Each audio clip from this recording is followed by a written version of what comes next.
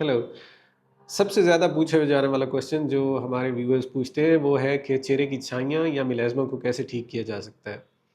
چہرے کی چھائیاں یا میلازما ڈیولپ ہونے کے بہت سارے کازز ہو سکتے ہیں، جن میں hormonal changes, you we raise, environmental pollution, کچھ ادویات جو آپ کسی اور مرض کے لیے لیتے ہیں، اور سب سے زیادہ وائٹننگ کریمز.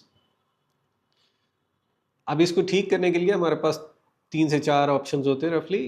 سب سے پہلے ہائیڈروکوئنون 2 to 4%. آپ ہائیڈروکوئنون 2 to 4% گھر پہ لگا سکتے ہیں کریم کی فارم میں.